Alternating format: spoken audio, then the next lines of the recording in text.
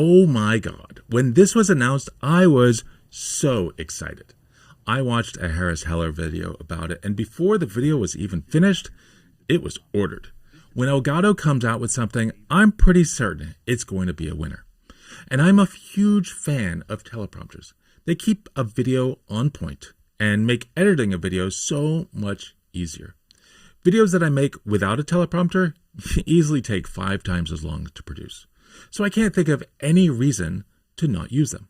Yes, when you first try, it's awkward and you look like you're reading, but it's a skill like any other. So when Elgato said they were making an inexpensive teleprompter, I knew it was going to be incredible. Now, I may be a bit of an Elgato fanboy. I have 2 Stream Decks because they are awesome devices for automation. The software they make to run them is garbage, but if you use Companion, they become amazing. I have 2 key lights, and they are pretty much the only lights I use.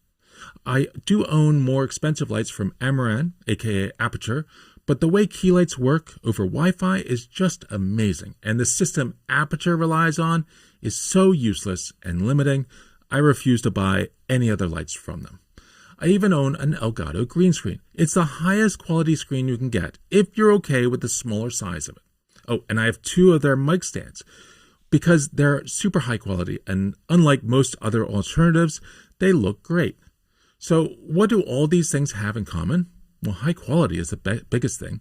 They're far cheaper than anything of even similar quality. Sometimes you have to spend an order of magnitude more to get something similar. So I was excited about the teleprompter. The problem with most teleprompters is that for any of them to be any good, they typically have to be very expensive. There are so many of these $100 to $200 bits of plastic that you put your phone or iPad in, but they are so fiddly. And because the phone's small, you need the device closer to you. And because you probably use the device for other things, you have to get it in there every single time. I have the Parrot, and I've had this thing for a while before returning it. I have one from Glide, which is interesting, but the one I always go back to is the first one I ever bought, the Pad Prompter. It was designed for the iPad, the 9.7-inch iPad, and it was a snug fit for that. And the iPad hasn't been 9.7 inches in 5 or 6 years. But really, the only problem was the little plastic insert. And it turns out, without that insert, the 10-inch Lilliput monitor works just fine in it. It's not the best display, but I can leave it in there attached to my Mac Mini as a secondary display. This has a huge list of improvements over any mobile device display. I don't have to fit it in every time I want to use it. I don't have to transfer scripts over each time. I don't have to use the fiddly controls on the display. I can't bump the device as I put it in, which turns it off. So I have to pull it out, turn it on, log in, get to the right screen, and put it back in, hoping I don't bump the power button for the 5th time in a row. It's all done from the computer. So the Elgato has many of those same features, but it's all from one company, so it's a more seamless experience. I hoped. When I ordered it 3 weeks ago, they said it would be delivered the week of Christmas, but then the box arrived while I was out of town, spreading the word about Olama at KubeCon in mid-November. A few days after I got back, I started taking a look at it. It's a pretty big box with lots of little boxes inside. It comes with a teleprompter itself, a few different ways to attach it, a nice braided USB-C to USB-A cable, and, well, that's about it. It has a few different ways to use it. You can attach their webcam right here, or take that off and attach it to the front of your lens with all of these adapter rings. The device itself is pretty light, so the filter rings on your lens should be able to support it. There's never a time you need to touch the teleprompter, so you won't need to push on it, breaking the filter ring. That's great. Or you can mount the teleprompter on a tripod and mount your camera on this attachment. They've really thought of most of the ways you're likely to use this, though if you want to use your cell phone as a camera, you need to get a tripod mount clip of your own. When you plug the device in and enable the driver, it's a beautiful, bright display. Really, really nice. Very easy to read from some distance, and the mirror is very close to the lens, so you can work with a very wide-angle lens, which is also really nice to see. You plug it into your computer, so it shows up as an external monitor. And now you can use any teleprompter software available for your compute platform. I use a SaaS service called SpeakFlow, which is amazing. If you've ever used a teleprompter, that's pretty much all you need to know. So do I love it? Hell no, I don't love it. Within an hour of opening the box, I initiated a return. It's going back because it's garbage. In fact, I'm holding on to this video until the refund completes, just in case. Let me tell you the ways I hate this thing. First, look at this thing. It's only as big as it needs to be, but there is no way to collapse it in case you need to go somewhere. So does that mean it's rigid and well built? No way. This is some super flimsy plastic. It's been reinforced, but it flexes in a second. I have no confidence that this will last more than a year or so with the typical bangs that equipment gets. Then look at the cable.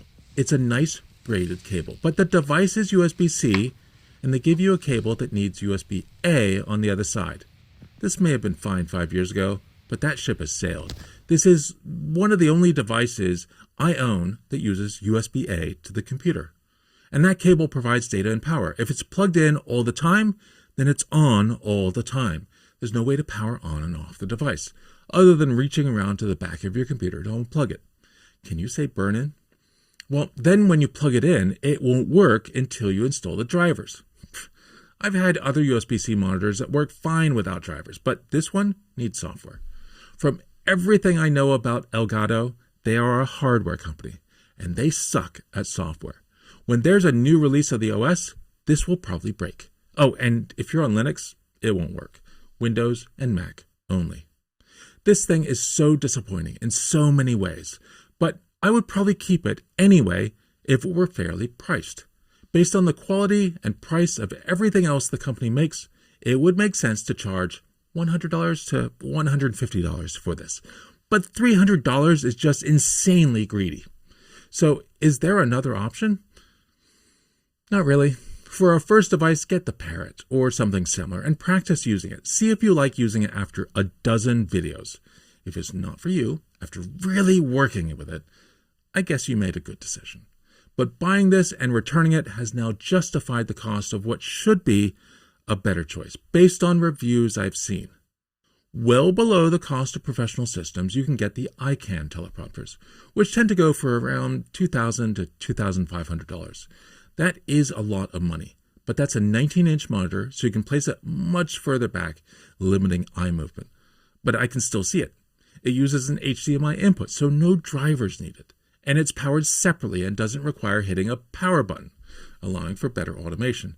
And it's built really well, allowing for transport. Overall, it's built so much better and seems the way to go to replace the pad prompter for another 15 years.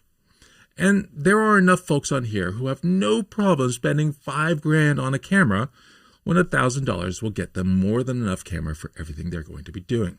So maybe it's not so crazy.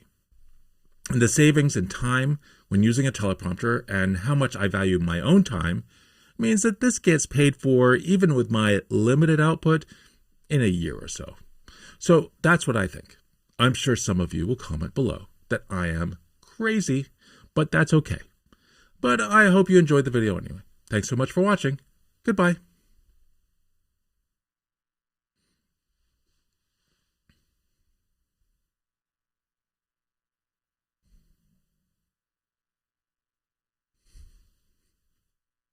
Stella's away at a birthday party, so you're not going to hear her saying, "Dad, let me in."